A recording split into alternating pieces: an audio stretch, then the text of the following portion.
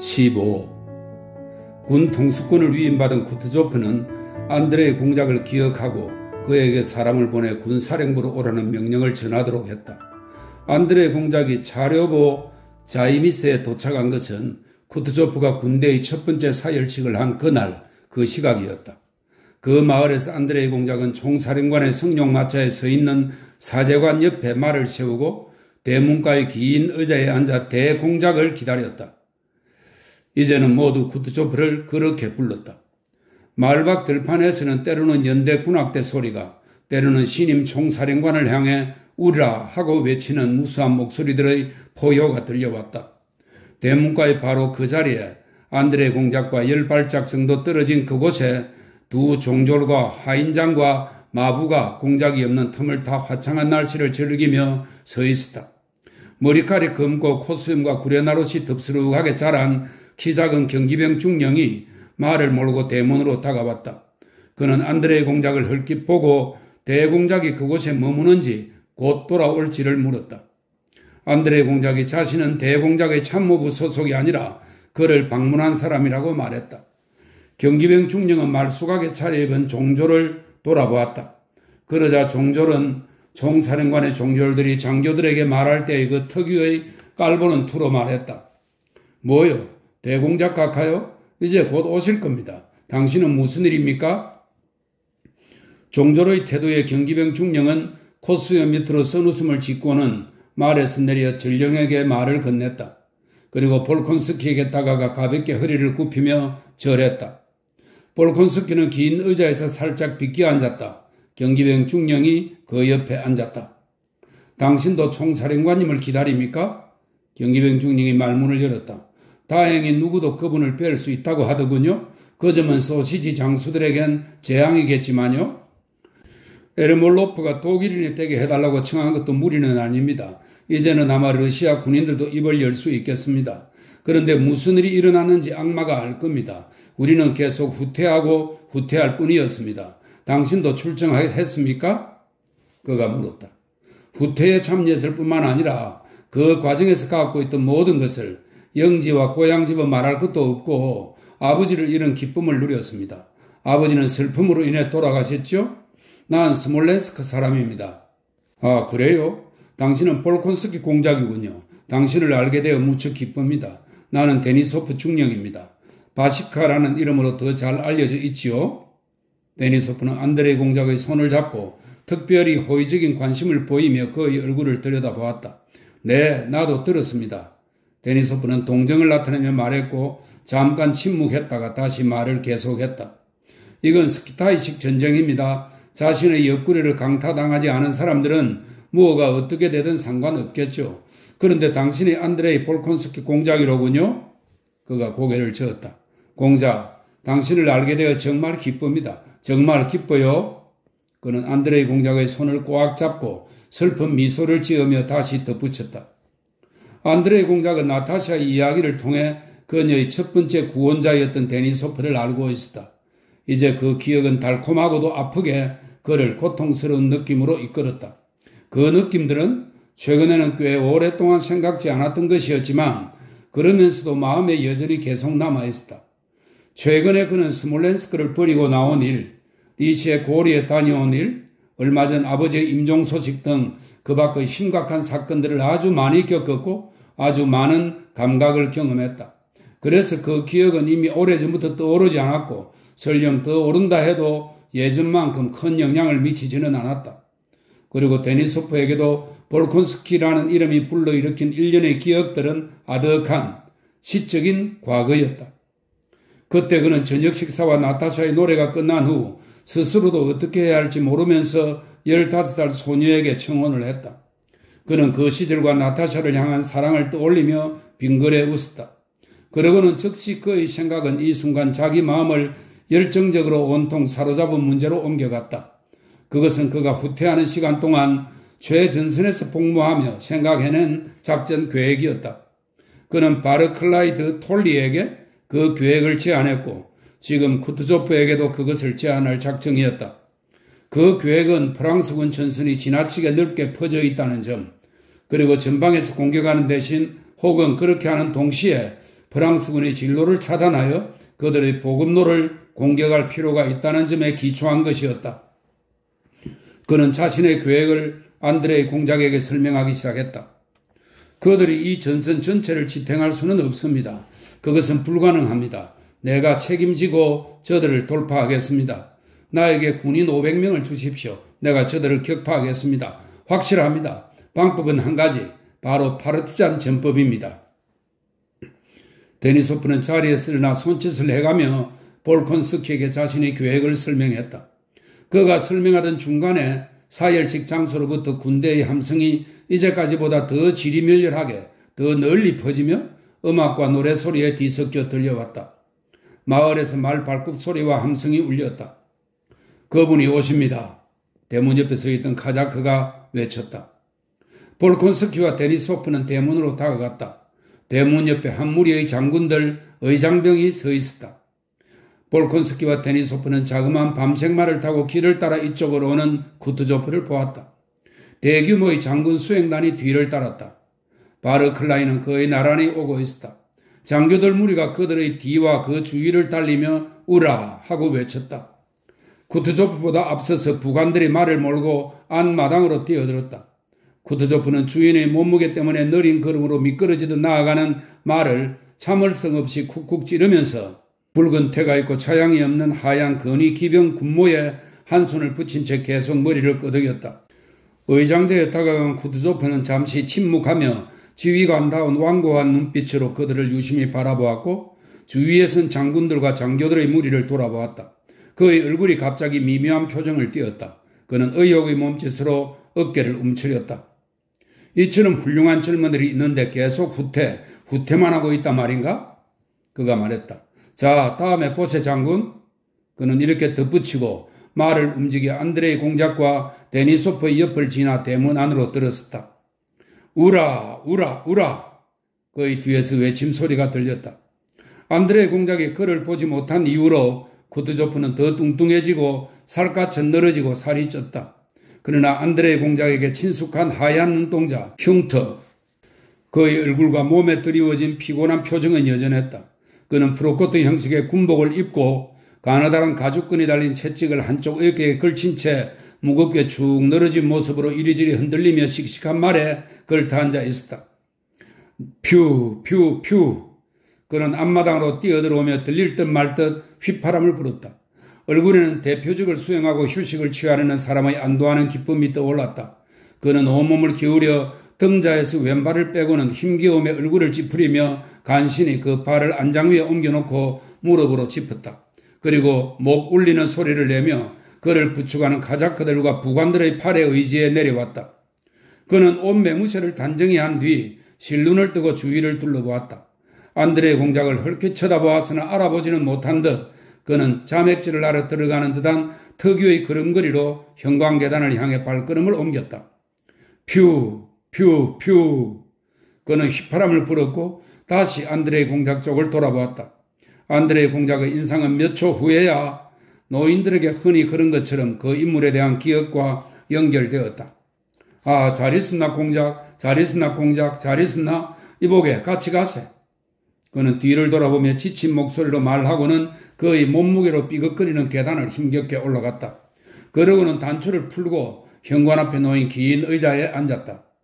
그래, 아버지는 어떠신가? 어제 아버지의 부고를 받았습니다. 안드레이 공작이 짧게 말했다.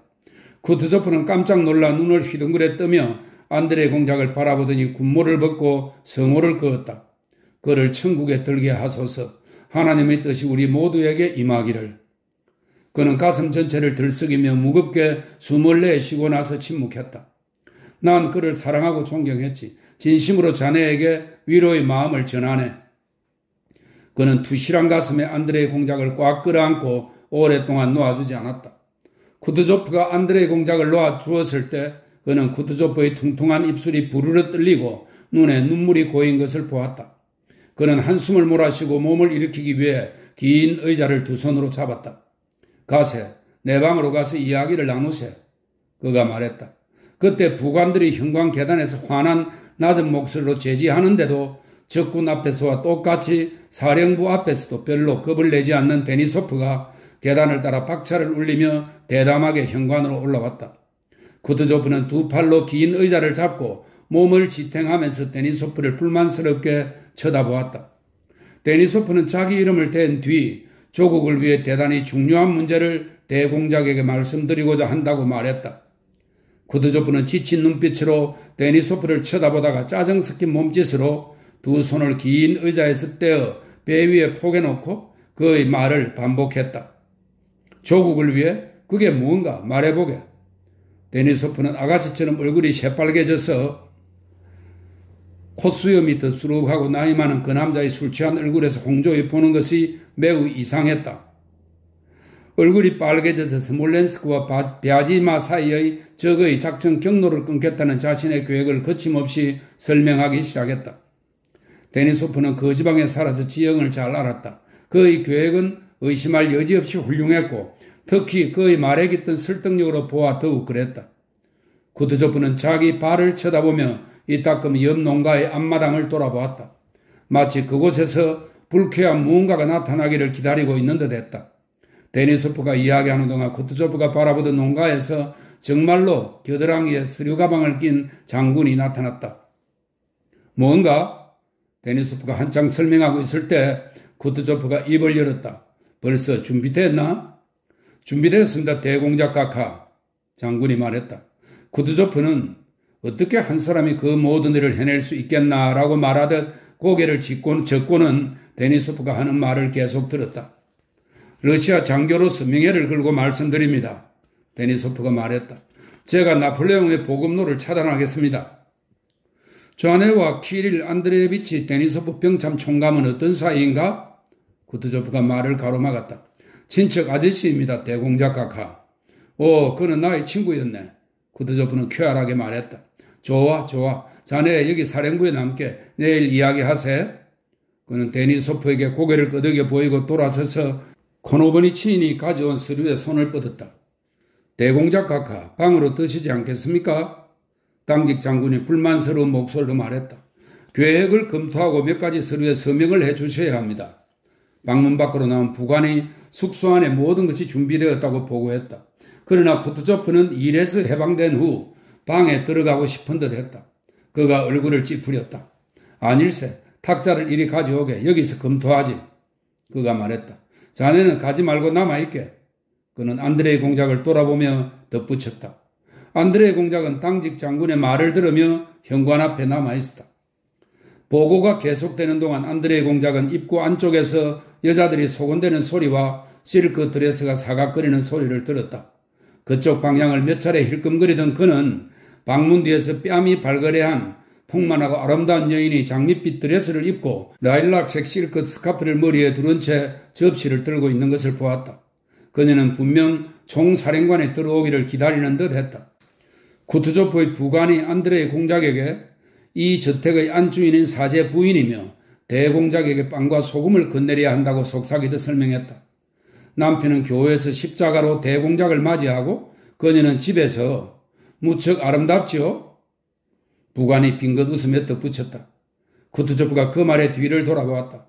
쿠트조프는 당직 장군의 보고를 데니소프의 말을 듣던 때와 마찬가지로 7년 전 아우스트리츠 군사회의의 논쟁을 듣던 때와 마찬가지로 듣고 있었다.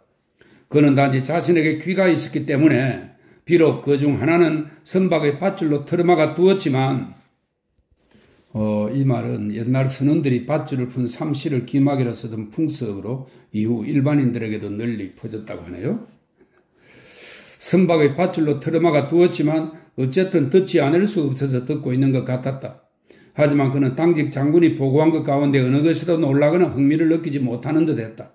그뿐만 아니라 당직 장군이 보고하는 내용을 그는 이미 앞서 알고 있지만 기도문의 찬양처럼 단지 들어야 하기 때문에 들을 뿐이라는 듯 했다. 데니소프가 말한 것은 모두 실제적이고 현명했다. 당직 장군이 말한 것은 더 실제적이고 더 현명했다. 그러나 쿠트조프는 지식도 두뇌도 경멸하고 있었으며 그는 문제를 결정하는 것이 틀림없는 다른 무엇, 두뇌나 지식과는 상관없는 다른 무엇을 알고 있는 듯 했다. 안드레 공작은 총사령관의 표정을 유심히 살폈다. 그가 총사령관의 얼굴에서 발견할 수 있었던 유일한 것은 지루함, 문 뒤에서 여자들이 뭐라고 속삭이는지 알고 싶은 호기심, 예의를 지키고 싶은 마음이 뒤섞인 표정뿐이었다. 분명히 쿠트조프는 두뇌와 지식, 심지어 데니소프가 보여준 애국심까지도 경멸하는 듯 했다. 다만 두뇌로나 감정으로나 지식으로 그것들을 경멸한 게 아니라 다른 무언가로 경멸했다. 그는 자신의 연륜으로, 자신의 인생 경험으로 그것들을 경멸했다. 쿠트조프가 당직 장군의 보고에 개인적으로 지시한 유일한 명령은 러시아 부대의 약탈에 관한 것이었다. 마지막으로 당직 장군은 대공작에게 서명하도록 서류를 내밀었다. 아직 푸른 기운이 남아있는 귀리를 베어갔다고 고소한 지주의 청원 때문에 군 지휘관들로부터 배상금을 징수한다는 내용이었다. 그 사건을 들은 쿠트조프는 혀를 차며 고개를 저었다. 배치가에 불 속에 던지게, 여보게, 처음이자 마지막으로 말하겠네? 그가 말했다. 이것들을 전부 불 속에다 던지게. 그 자들이 마음껏 곡식을 빼고 장작을 떼도록 내버려 두게. 난 그걸 지시하지도 허락하지도 않겠지만 그렇다고 처벌할 수도 없네. 그런 일이 없을 수는 없어. 장작을 패면 지적개비가 날리기 마련이야. 그는 다시 한번 서류를 잠깐 바라보았다. 아, 독일인의 정확성이라니. 그는 고개를 저으며 중얼거렸다. 16. 자, 이제 다 마쳤군. 쿠트조프가 마지막 서류에 서명을 하면서 말했다. 그리고 힘겹게 일어서서 허옇고 투실투실한 목의 주름을 피워보는 한결 밝아진 얼굴로 문을 향해 걸어갔다. 사제 부인이 얼굴을 확 붉히며 접시를 잡았다. 그토록 오랫동안 준비했는데도 때맞춰 접시를 내밀지 못했던 것이다. 그녀는 허리를 깊이 숙이며 쿠트조프에게 그것을 권했다. 쿠트조프가 눈을 가늘게 뜨며 미소를 지었다. 그리고는 한 손으로 그녀의 턱을 잡고 말했다. 굉장한 미인이구려. 고맙소. 그는 바지 호주머니에서 검화 몇 잎을 꺼내 그녀의 접시 위에 올려놓았다. 생활은 어떻소? 쿠트조프는 자신에게 배정된 방으로 향하며 말했다. 사제 부인은 발그레한 얼굴에 보조개를 지으며 그를 뒤따라 방으로 갔다. 부관이 현관 앞으로 나와 안드레의 공작을 오찬에 초대했다. 30분 후에 안드레의 공작은 다시 쿠트조프에게 불려갔다. 쿠트조프는 여전히 프로코토의 단추를 푼 채 안락 의자에 누워 있었다. 그는 한 손에 프랑스 책을 쥐고 있다가 안드레의 공작이 들어서자 종이칼로 책장을 표시하고 나선 책을 덮었다. 안드레의 공작이 표지를 보니 마담 드 장리스의 소설 백조의 기사였다. 자, 앉지. 거기 앉아. 이야기나 하세. 쿠트조프가 말했다. 슬프군. 정말 슬퍼. 하지만 이보게, 기억하게. 난 자네 아버지, 그러니까 두 번째 아버지일세? 안드레 공장은 쿠트조프에게 아버지의 임종에 대해 자신이 리시의 고리를 지나치다 본 것에 대해 들려주었다. 사태가 어디까지, 어느 지경까지 온 건가? 갑자기 쿠트조프가 흥분한 목소리로 말했다. 분명 그는 안드레 공작의 이야기를 통해 러시아가 처한 상황을 명확히 그려볼 수 있게 된 듯 했다. 잠시 시간을 주게, 시간을 줘. 그는 성난 표정으로 덧붙였다. 그는 마음을 격동시키는 그 이야기를 계속하고 싶지 않은 듯 화제를 돌려 말했다. 내가 자네를 부른 것은 내 옆에 두기 위해서일세? 대공작 가깝게 감사드립니다. 안드레 공작이 대답했다. 그러나 저는 사령부에 더 이상 맞지 않는 것 같아 두렵습니다. 그는 빙그레 웃으며 말했고 쿠트조프는 그 웃음의 의미를 알아차렸다. 쿠트조프는 무언가 묻고 싶은 눈빛으로 바라보았다. 무엇보다 안드레 공작이 덧붙였다. 저는 부대 생활에 익숙해졌습니다. 저는 장교들을 좋아하고 병사들도 저를 좋아하는 것 같습니다. 부대를 떠나면 서운할 것 같습니다. 제가 대공작 각각 곁에 머물 영광을 거절한다 하더라도 믿어주셨으면 하는 것은 쿠트조프의 투실투실한 얼굴에 총명하고 선량한 그러면서도 미묘하게 비운 듯한 표정이 반짝였다. 그는 볼콘스크의 말을 가로막았다. 유감이네. 자네는 내게 필요한 사람인데. 그러나 자네가 오라. 자네가 옳고 말고. 우리는 이곳에 사람이 필요하지 않아. 좋은 자는 언제나 많은데 사람이 없어. 좋은 자들이 모두 자네처럼 부대에서 근무한다면 부대들이 지금 같은 모습은 아닐 거야. 난 아우스트리츠에서부터 자네를 기억하네.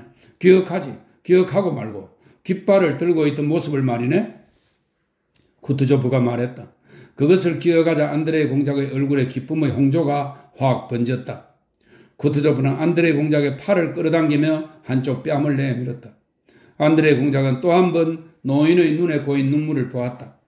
비록 안드레 공작은 쿠투조프가 쉽게 눈물을 보이며 지금 자신을 유난히 다정하게 대하고 안쓰러워하는 것이 아버지를 잃은 자신에게 동정을 표하고 싶은 마음 때문이라는 점을 알았지만, 그러나 아우스트리츠의 기억은 안드레 공작에게 기쁘고 영광스러운 기억이었다.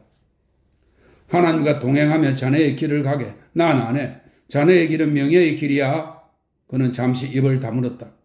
부크레슈티에서도 자네가 없어 아쉬웠지. 그때도 자네를 보내야 했어.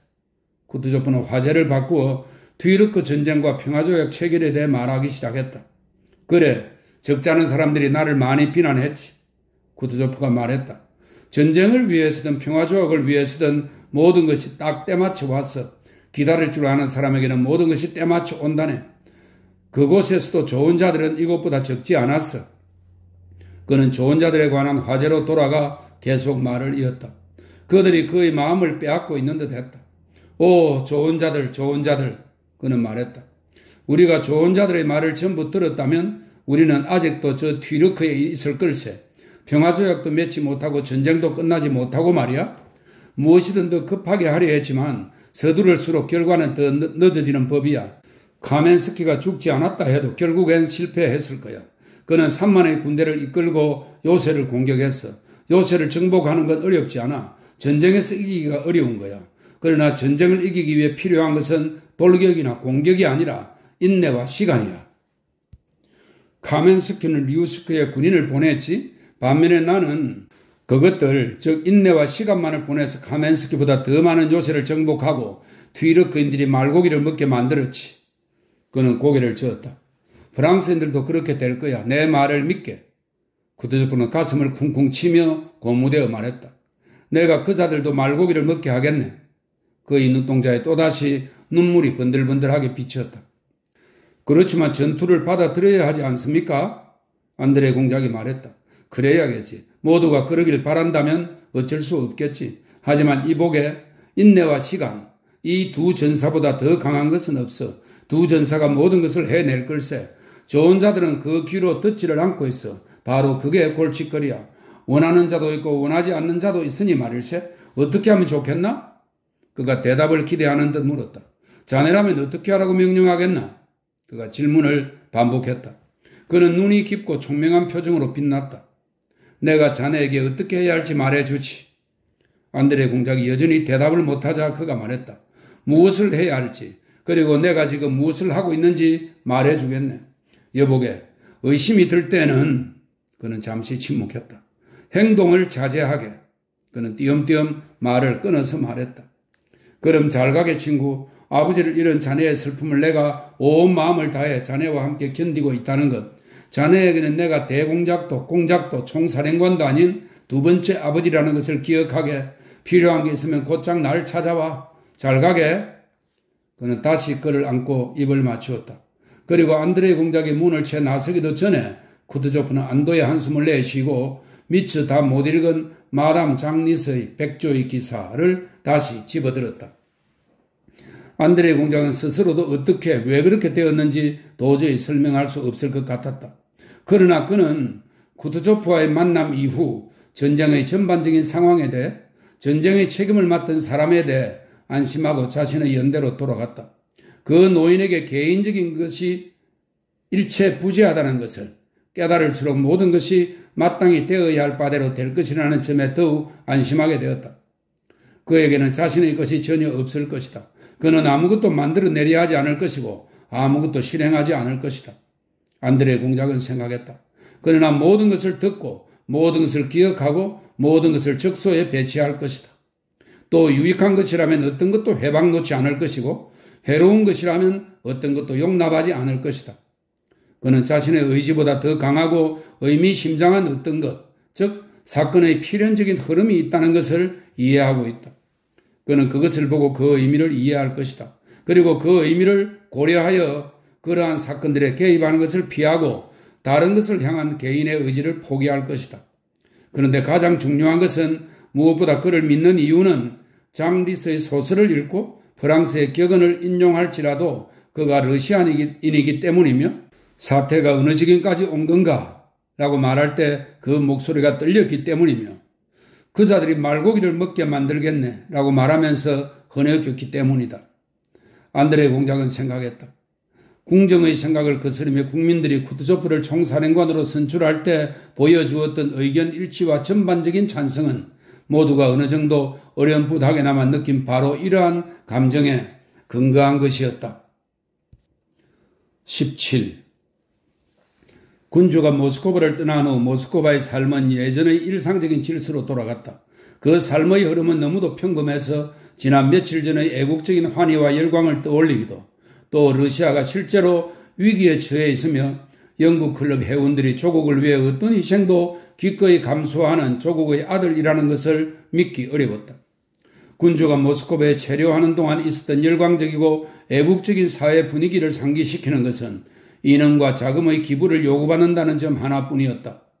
기부는 말을 꺼내자마자 곧장 법률적이고 공식적인 형태를 취함으로써 피할 수 없는 것처럼 보였다. 적이 모스크바에 점점 더 가까이 다가옴에 따라 모스크바 사람들이 현 상황을 바라보는 시선은 더 심각해지기는커녕 오히려 한층 경박해지기까지 했는데, 이는 큰 위험이 점점 다가오는 것을 지켜보는 사람들에게 항상 있는 일이다. 위험이 임박할 때 인간의 영혼 속에서는 언제나 두 목소리가 똑같이 강하게 소리 높여 말하는 법이다. 한 목소리는 인간에게 위험과 그것을 피할 수단을 생각해내라고 매우 이성적으로 말한다. 반면 다른 목소리는 더욱더 이성적으로 말하길, 모든 것을 예측하고 상황의 전체 흐름을 벗어나는 것이 인간의 고난 밖에 있을 때 위험을 생각하는 것은 너무나 힘겹고 괴롭다. 그러므로 위험이 닥칠 때까지는 괴로운 것을 외면하고 즐거운 것을 생각하는 편이 낫다고 한다. 고독 속의 인간은 대부분 첫 번째 목소리에 굴복한다. 반대로 집단 속의 인간은 두 번째 목소리에 굴복한다. 지금 모스크바 주민들이 그랬다. 그 해처럼 모스크바가 신났던 적은 사실 오랫동안 없었다. 위쪽에 술집과 술집 주인, 그리고 모스크바 상인 카라푸시카 치기린의 그림이 있는 라스톱진의 전단은 바실리 리보비치 푸시킨과 나란히 읽히며 논의의 대상이 되곤 했다. 여기 바실리 리보비치 푸시킨은 역시 러시아의 시인인데요. 알렉산드로 푸시킨의 친척입니다. 그 전단을 읽으려고 클럽의 구석방에 사람들이 모여들었다. 몇몇 사람들은 카르푸시카가 프랑스인들은 양배추를 먹어 부풀고 러시아 죽을 먹어 터지고 양배추 수프를 먹어 질식할 것이다. 그 자들은 모두 난쟁이다. 아나 혼자서도 그놈들 3명쯤은 갈퀴로 내팽개칠 것이다 라고 말하며 프랑스인들을 조롱하는 것을 마음에 들어했다. 몇몇 사람들은 그 말투가 마음에 들지 않아서 그것이 저속하고 어리석다 말하곤 했다. 라스톱진이 프랑스인들뿐 아니라 모든 외국인들을 모스크바에서 추방했는데 그 중에는 나폴레옹의 스파이와 요원들도 있었다는 말들이 돌았다. 그러나 사람들이 그런 이야기를 하는 주된 이유는 라스톱진이 외국인들을 추방할 때 던진 재담을 전달할 기회를 얻기 위해서였다. 외국인을 바지선에 태워 니저니로 보내면서 라스톱진은 그들에게 말했다. 잘 생각해보고 배에 오르시오. 그리고 이 배가 당신들에게 카론의 배가 되지 않도록 노력하시오. 카론의 배에 탔다는 것은 저승으로 가는 배에 올랐다는 그런 의미라고 합니다. 카론의 배가 되지 않도록 노력하시오. 사람들은 모두 관청이 이미 모스크바를 빠져나갔다고 말하면서 모스크바는 그것 하나만으로도 나폴레옹에 고마워해야 한다는 신신의 농담을 덧붙이곤 했다.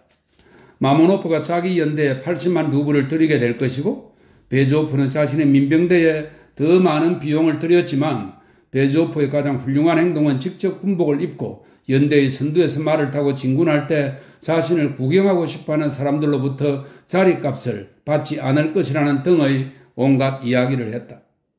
당신은 아무에게도 호의를 베풀지 않는군요. 줄리 드루베츠카야가 온통 반지로 덮인 가느다란 손가락으로 잘게 찢어둔 거저 조각을 모아 작은 덩어리로 뭉치면서 말했다.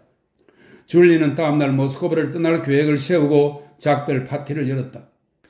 베조프는 우스꽝스러워요. 하지만 아주 선하고 아주 사랑스러운 사람이에요. 도대체 그토록 독서를 내뱉는 것이 뭐 그리 즐거움이 있나요? 벌금입니다. 민병대 제복 차림의 젊은 남자가 말했다. 그는 줄리가 나의 기사님이라고 부르는 사람으로 그녀와 함께 니저니로 떠날 예정이었다. 모스크바의 많은 사교 모임에서처럼 줄리의 사교 모임에서도 러시아어로만 말하도록 정해졌고 실수로 프랑스를 쓴 사람은 기부위원회를 위해 벌금을 내야 했다. 프랑스어적인 표현을 썼으니 또 벌금을 내야 합니다. 응접실에 있던 러시아 작가가 말했다. 즐거움이 있다는 러시아어적인 표현이 아니에요. 당신은 아무에게도 호의를 베풀지 않는군요. 줄리는 작가의 지적에 아랑곳하지 않고 민병에게 계속 말을 건넸다. 독설이라고 한 것은 미안해요. 그녀가 말했다. 벌금은 내겠어요. 당신에게 진실을 말하는 기쁨을 위해서라면 난 기꺼이 몇 번이라도 돈을 내겠어요. 프랑스어적인 표현을 쓴 것은 내 잘못이 아니에요. 그녀는 작가를 돌아보았다.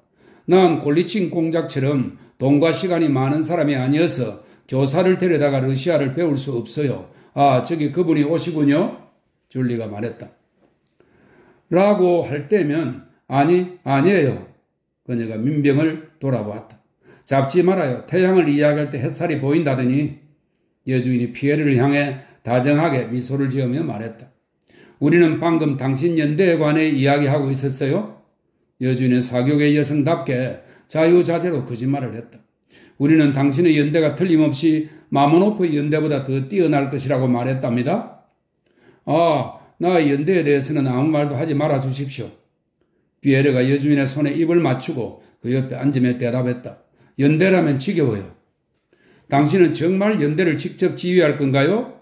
줄리가 교활하고 비웃는 듯한 눈빛을 민병과 주고받으며 말했다. 피에르 앞에서는 민병도 더 이상 독설가가 아니었다. 그 얼굴에는 줄리의 미소가 의미하는 바가 무엇인지 영문을 모르겠다는 표정이 나타났다. 피에르 특유의 산란함과 단순함에도 불구하고 그의 인품은 그를 떼어놓고 비웃으려는 온갖 시도를 멈추게 했다. 아니요. 피에르는 자신의 크고 뚱뚱한 몸을 보며 껄껄 웃었다. 나는 프랑스 군인에게 너무 쉬운 표적이 될 겁니다. 게다가 말에 올라타지도 못할 것 같아 두렵기도 하고요. 줄리의 사교 모임에서 화제에 오른 사람들 중에는 로스토프가의 사람들도 있었다. 들리는 소문에 그 사람들의 형편이 아주 안 좋다면서요? 줄리가 말했다. 그분은 너무 어리숙해요. 백작 말이에요. 라즈모프스키가 사람들이 그분의 집과 모스크바 근교의 영지를 구입하고 싶어 했는데 이 일들이 계속 늘어지고 있다죠? 그분이 값을 너무 비싸게 불렀어요. 아니요, 조만간 매각이 이루어질 것 같은데요? 누군가가 말했다. 지금 모스크바에서 무언가를 사는 것이 정신 나간 짓이긴 하지만요. 왜요? 줄리가 말했다. 당신은 정말 모스크바가 위험하다고 생각하나요? 그러면 당신은 왜 떠나시는 거죠? 나요? 그게 참 이상해요. 내가 떠나는 건 다들 떠나니까요. 그리고 또 난 잔다라크도 아마도 여전사도 아니잖아요. 그래요. 그렇지요. 헌금을 더 주십시오. 그가 이번 거래를 잘 처리하면 빚을 전부 갚을 수 있을 텐데요. 민병이 로스토프에 대해 계속 말했다. 착한 노인이긴 하지만 너무 무능해요. 그나저나 그들은 왜 그렇게 오랫동안 그곳에서 계시는 걸까요? 오래전부터 시골에 가고 싶어 했잖아요. 나탈리는 이제 건강한 것 같지요? 줄리가 교활하게 웃으며 피에르에게 물었다. 그분들은 작은 아들을 기다리고 있는 중입니다. 피에르가 말했다. 작은 아들이 오벨렌스키의 카자크 부대에 들어가 벨라야 체르코비로 떠났거든요. 그곳에서 연대가 편성되고 있답니다. 그런데 이번에 그분들이 아들을 내 연대로 전속시켰습니다. 그래서 매일 그를 기다리고 있지요. 백작은 오래전부터 떠나려 했습니다만 백작 부인은 아들이 돌아올 때까지 모스크바를 떠나는 것에 절대 동의할 수 없다고 합니다. 그저께 아라로프가에서 그들을 봤어요. 나탈리는 다시 예뻐지고 명랑해졌더군요. 그녀는 로망스를 한 곡 불렀어요. 어떤 사람들한테는 모든 것이 참 쉽게 넘어가죠. 무엇이 넘어간다는 말입니까? 피에르가 불쾌한 기색으로 물었다. 줄리가 빙긋 웃었다. 백작, 당신 같은 기사들은 마담 수자의 소설에서만 있다는 걸 아세요? 무슨 기사요? 왜요? 피에르가 얼굴을 붉히면서 물었다. 뭐 됐어요. 사랑스러운 백작, 모스크바 전체가 알고 있답니다. 정말이지 난 당신에게 깜짝 놀라고 있어요. 벌금입니다. 벌금. 민병이 말했다. 알았어요. 말도 못하겠네요. 정말 지겨워요. 모스크바 전체가 무엇을 한단 말입니까? 피에르가 벌떡 일어나 화난 목소리로 말했다. 그만해요, 백작. 당신도 알잖아요. 전혀 모릅니다. 피에르가 말했다. 난 당신이 나탈리와 친했다는 걸 알아요. 그래서 아니에요. 난 베라와 더 친해요. 베라는 사랑스러워요. 아닙니다, 부인. 피에르는 불만스러운 어조로 계속 말했다. 난 결코 로스토바의 기사 역할을 맡은 적이 없습니다. 게다가 벌써 거의 한 달이나 그 댁을 방문하지 않았습니다. 그런데 난 그 잔인함을 이해할 수 없군요. 변명하는 사람은 자기 죄를 인정하는 것이죠. 줄리는 미소를 짓고 흥금 뭉치를 흔들며 말했다. 그러고는 자신의 말을 마지막 말로 남기기 위해 즉시 화제를 돌려버렸다. 어찌된 일이죠? 난 최근에야 알았어요. 가여운 마리 볼콘스카야가 어제 모스크바에 왔다죠? 당신은 그녀가 아버지를 여기었다는 소식을 들었어요? 정말요? 어디에 있습니까? 그녀를 꼭 보고 싶은데요? 피에르가 말했다. 어제 함께 저녁 시간을 보냈어요. 그녀는 오늘이나 내일 아침에 조카를 데리고 모스크바 근교의 영지로 떠날 거예요. 그녀는 어떤가요? 피에르가 말했다. 괜찮아요. 다만 슬퍼 보였어요. 그런데 누가 그녀를 구했는지 알아요?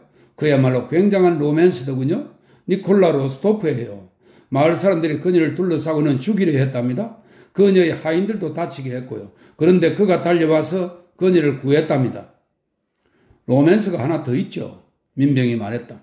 결정적으로 이 전반적인 피란 사태는 모든 노처녀들의 결혼을 위해 일어난 겁니다. 카티 씨가 그 하나고 볼콘스카야가 또 다른 하나죠. 그런데 말이죠. 내가 보기에는 그녀가 그 청년을 조금 사랑한다고 생각해요. 벌금입니다. 벌금이에요. 하지만 이런 이야기를 어떻게 러시아어로 해요? 18. 피에르가 집으로 돌아오자 하인들이 그날 전달된 라스톱친의 전단 2장을 그에게 건넸다.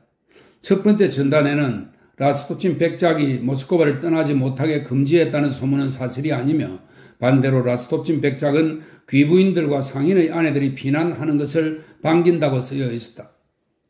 불안도 줄고 소문도 줄 것이다. 그러나 나는 악당들이 모스크바에 들어오지 못하도록 내 목숨을 걸고 책임지겠다.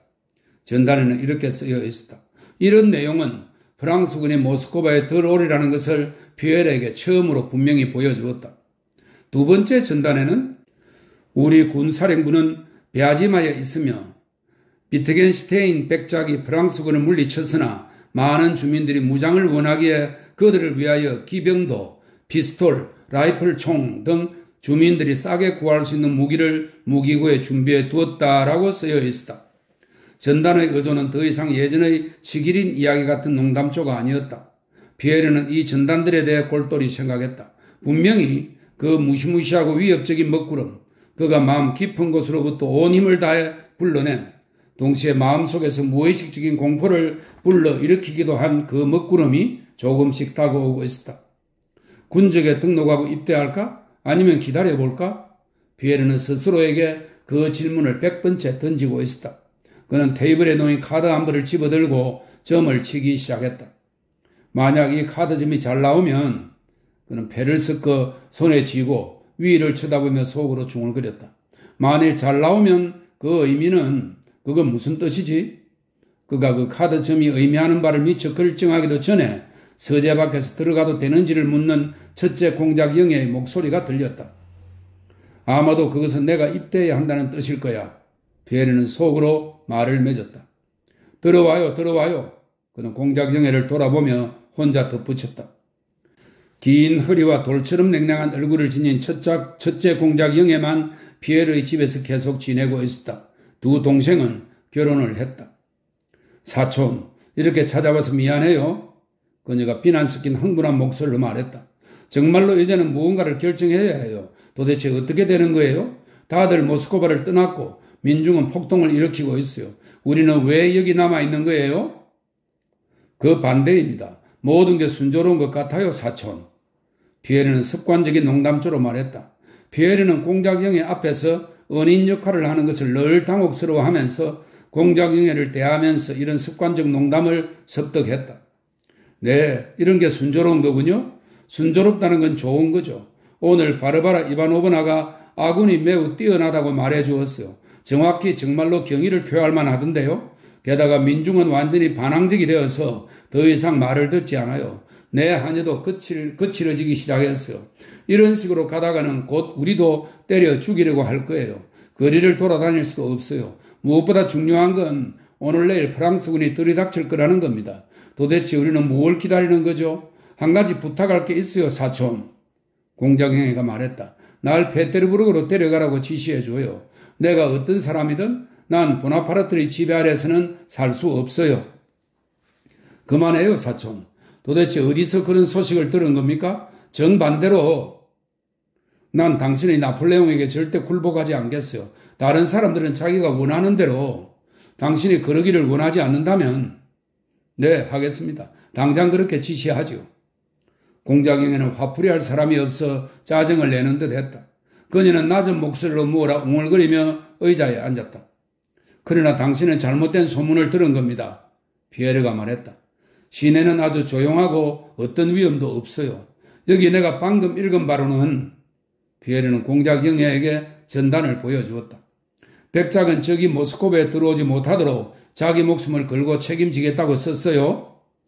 아, 당신의 그 백작 말이죠. 공작영애가 정오심을 드러내며 말했다. 그자는 위선자이고 악당이에요. 그자가 바로 민중이 폭동을 일으키도록 만들었다고요. 그 사람이 그 바보 같은 전단지에 누구의 머리채든 붙잡고 경찰서에 끌고 가라고 쓰지 않았나요?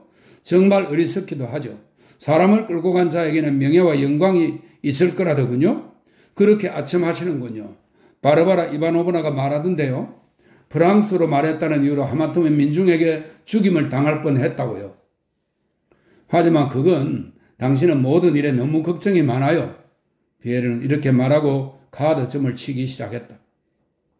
카드점이 잘 나왔음에도 피에르는 입대하지 않고 텅 빈 모스크바에 남아 여전히 똑같은 불안과 망설임과 두려움, 그와 동시에 기쁨에 쌓여 끔찍한 무언가를 기다렸다. 다음날 저녁 무렵 공작영애가 떠났다. 그리고 수석 관리인이 피에르를 찾아와 영지한 곳을 팔지 않으면 연대의 군복과 군장을 위해 피에르가 요구한 돈을 구할 수 없다는 소식을 전했다. 수석 관리인은 전반적으로 연대와 관련된 일들 때문에 피에르가 파산할 수밖에 없다는 사실을 제시하려 했다. 피에르는 수석 관리인의 말을 들으며 간신히 웃음을 감추었다. 그는 팔아요. 그가 말했다. 어쩌겠소. 이제는 거절할 수도 없으니 말이요. 재반 상황, 특히 자기 상황이 나빠질수록 피에르는 기분이 더 좋아지고 기다리던 대재앙이 점점 다가오고 있다는 점도 더 뚜렷해 보였다. 이제 시내에는 피에르가 아는 사람들이 거의 없었다. 줄리도 떠나고 마리아 공작영애도 떠났다. 가까운 지인 중에는 로스토프가 사람들만 남았다.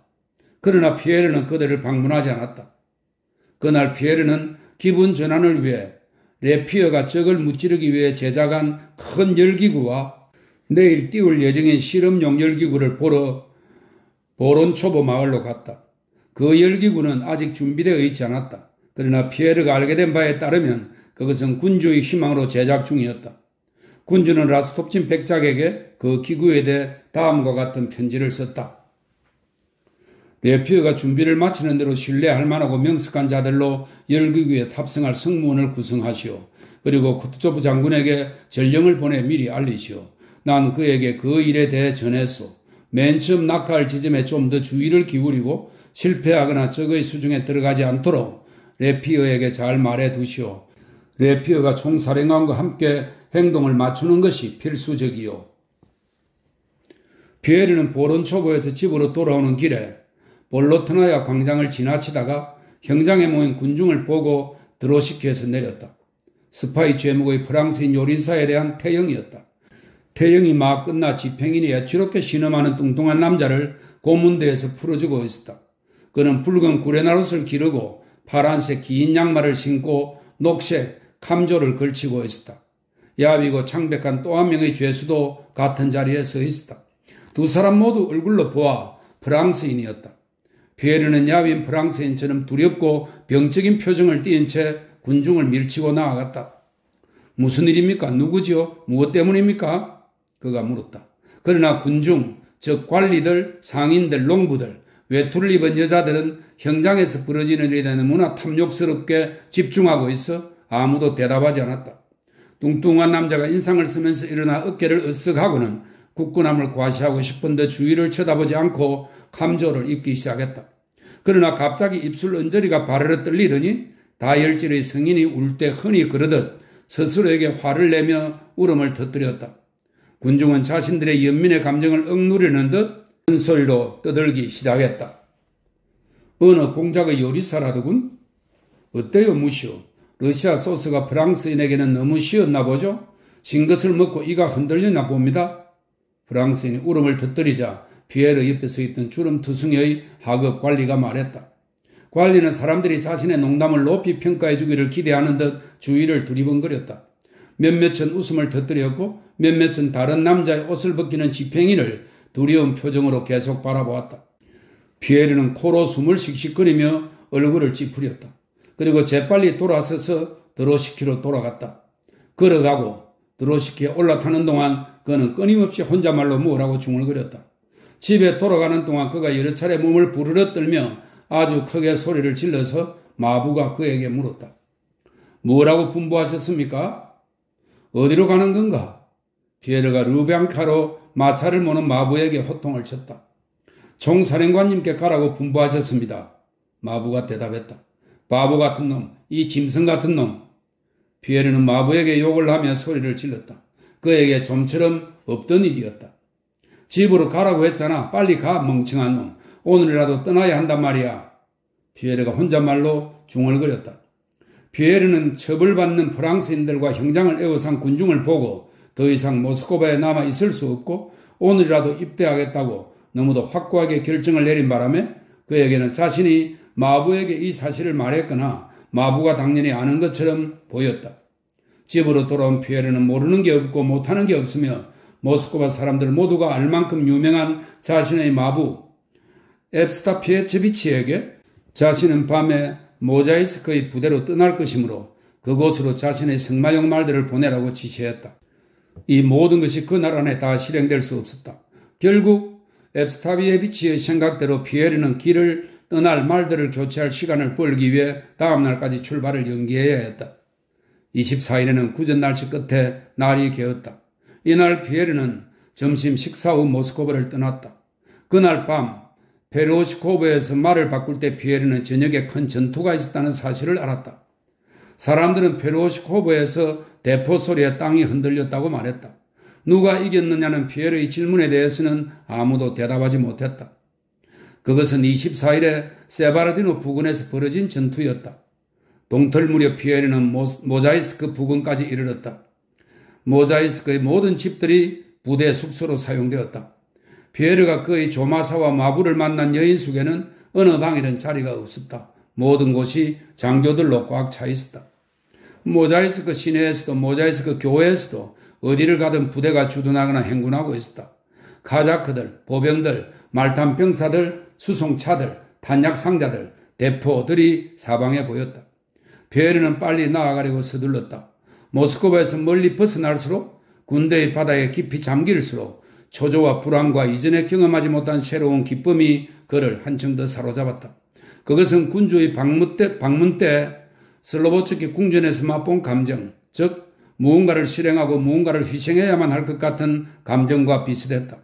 지금 그는 사람들의 행복을 이루는 모든 것, 생활의 안락함, 부귀, 심지어 인생 자체조차 부질없는 것, 그것은 다른 무언가와 비교할 때 기꺼이 던질 수 있는 것이라는 의식을 갖게 만드는 즐거운 감정을 경험했다.